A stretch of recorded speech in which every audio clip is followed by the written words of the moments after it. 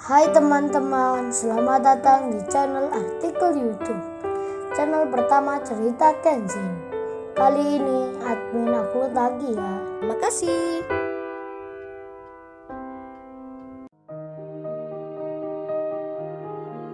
Kisah pemuda kaya, anak bos besar, pemilik 73 perusahaan, yang menjadi cleaning service. Episode 287. Lisa, yang melihat Kenshin dan Kaori berjalan mendekat ke tempat VIP. Lisa pun bicara pada Mbak Dewi. Dengan pelan-pelan ia berkata, "Mbak, coba lihat itu, cowok dan wanita yang tadi, yang sebelumnya Mbak Dewi tegur di kantin. Mereka kok ada di depan? Entar malah duduk di pintu keluar. Khawatir tamu di sini, jadi merasa terganggu." Mbak Dewi itu pun melihat, dirinya juga mengira, ada benarnya kata Lisa, karena tamu yang datang ini memang orang-orang yang penting. Kemudian, karena memang kondisi di sini yang sedang menemani tamu, begitu pula dengan Lisa dan lainnya, maka Mbak Dewi itu pun memutuskan mengirim pesan ke temannya yang jadi kepala bagian produksi. Ia memberitahukan ada 2 orang di luar agar segera ditertibkan, disuruh masuk kerja. Kepala bagian produksi lalu membaca pesan tersebut. Kemudian ia keluar untuk melihat orang.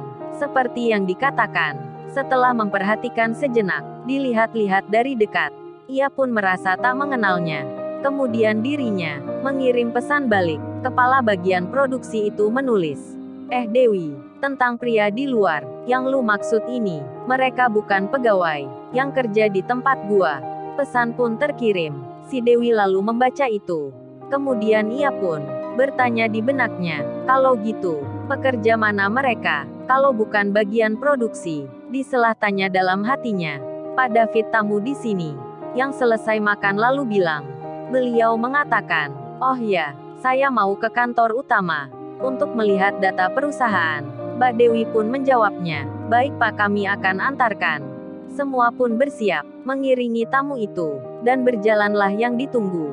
Saat sampai di pintu keluar, Pak David dan rekan kerjanya segera dialihkan belok ke kiri, karena kantor yang dimaksud lewat jalan situ. Di sela hal yang demikian, Mbak Dewi, yang memang atasan kepegawaian, bersama 1-2 orang, malah menyempatkan mendatangi Kenshin lagi, yang ada di sebelah kanan. Ketika itu Kenshin dan Kaori lagi membaca informasi catatan peraturan perusahaan yang terpasang di dinding.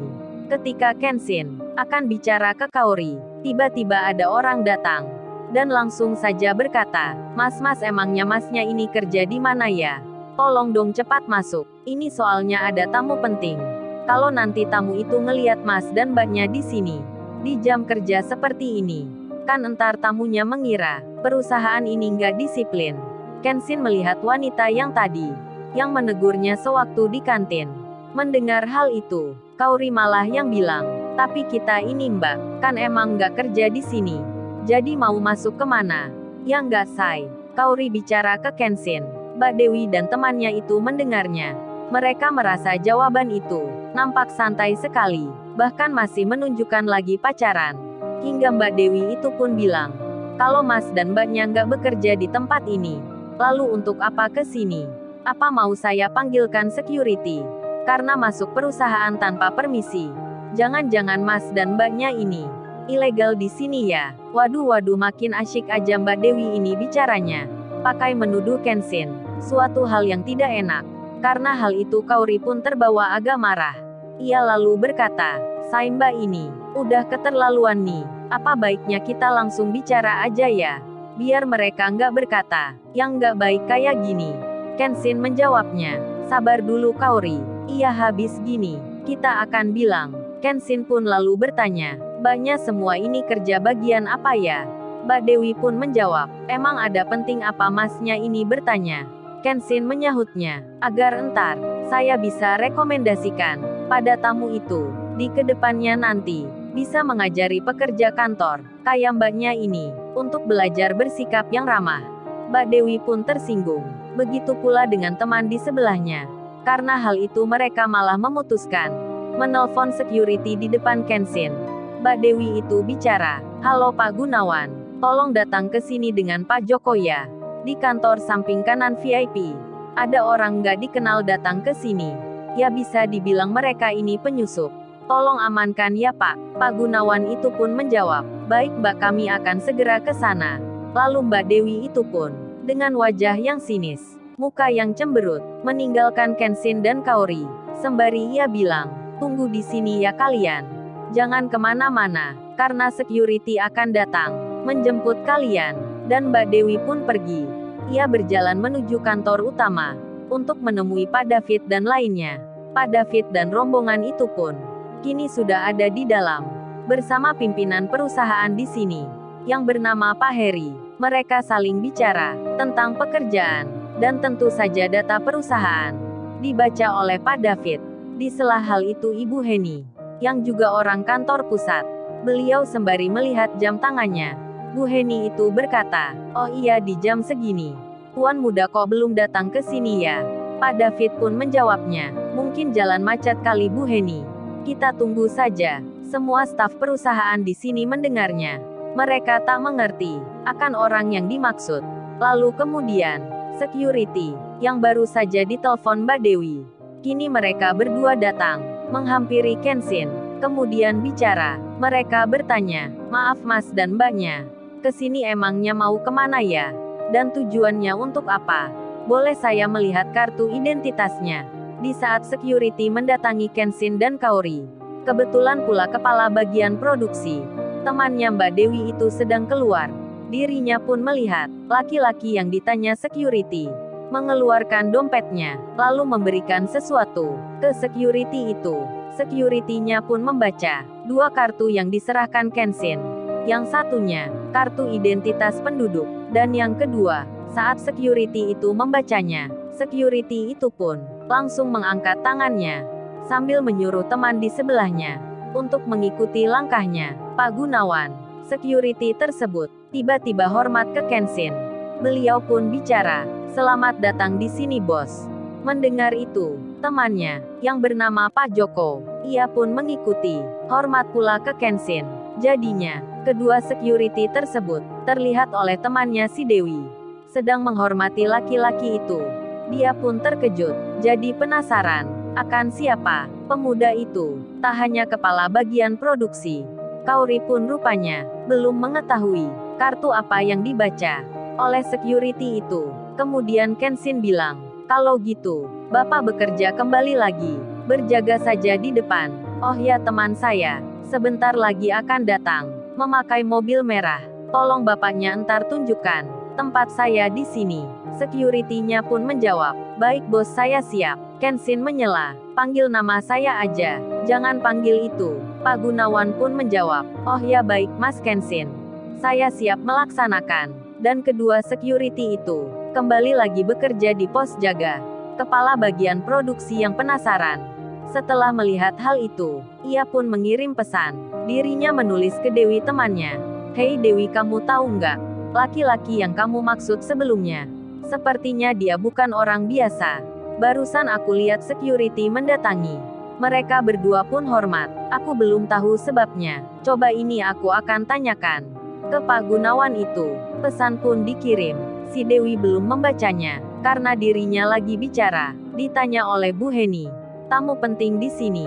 Tak lama kemudian, si Iwan pun datang. Kedatangannya langsung disambut oleh kedua security tersebut. Mobilnya diarahkan ke tempat parkir VIP. Turunlah si Iwan bersama Ririn. Security-nya pun melihat, Iwan seragamnya cleaning service. Namun karena pesan Kenshin, hal itu kini tak penting. Security-nya nampak menghormati Iwan dan Ririn lalu disapa. Mereka pun tak bertanya keperluannya di sini. Pak Gunawan itu bilang, mari Mbak dan Mas saya antar ke tempatnya. Iwan dan Ririn pun mengiyakan. Berjalanlah mereka mengikuti kemana tujuan security. Saat sampai di tempat yang tadi, ternyata Kenshin dan Kaori tak ada di situ. Security-nya pun lalu menuju, diarahkan langsung ke kantor utama. Yang di situ ada Lisa, Pak David dan Mbak Dewi. Ketika sampai di depan pintu, security-nya bilang permisi, yang di dalam pun mempersilahkan. Lalu Pak Gunawan itu bicara pada atasan perusahaan, ini Pak ada tamu. Pak Heri pun mengiyakan, lalu dipersilahkan. Ririn dan Iwan untuk masuk ke dalam. Si Iwan pun tak mengira akan sampai sejauh ini, namun dirinya sudah terlambat untuk membatalkan. Tak jadi masuk ke situ. Ketika Iwan ada di dalam, semua mata pun tertuju padanya karena seragamnya yang cleaning service. Si Lisa pun terheran sampai ia bertanya, kok dia juga ada di sini? Kan dia ini temannya cowok yang tadi. Begitu pula dengan si Dewi dan teman-teman kerjanya. Demikian Pak Heri pimpinan perusahaan. Mereka bertanya akan Iwan, yang pekerja cleaning service, namun disebut tamu oleh security. Di sela semua yang terheran, Pak David dan Bu Heni hanya merasa biasa. Pak David itu malah bertanya, oh ya Tuan Muda belum datang ya? Apa Tuan Muda bersama Mbak Ririn? Ririn pun menjawabnya, katanya Mas Iwan, Mas Kensin udah tiba dari tadi. Di sela itu security-nya bicara, oh iya Pak Tuan Muda sudah di depan. Saya tadi menemui. Mbak Dewi pun bingung. Ia merasa aneh sekali. Di tengah itu ponselnya berdering. Tanda pesan WhatsApp masuk. Rupanya itu sudah 3 kali. Temannya mengirim pesan. Si Dewi pun melihatnya, membacanya. Temannya itu menulis, Dewi, kamu harus hati-hati. Pemuda itu tadi bukan orang sembarangan. Jangan menegurnya lagi, karena baru saja membaca itu. Si Dewi pun merasa khawatir. Ia pun lalu mengira sendiri.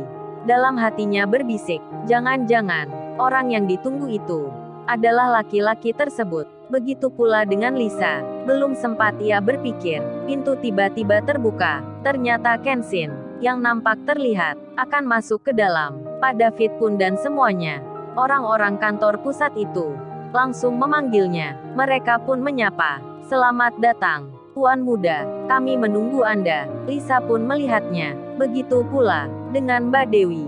Saat mendengar panggilan itu, mereka pun sok jadinya. Lalu, bagaimana kisah selanjutnya?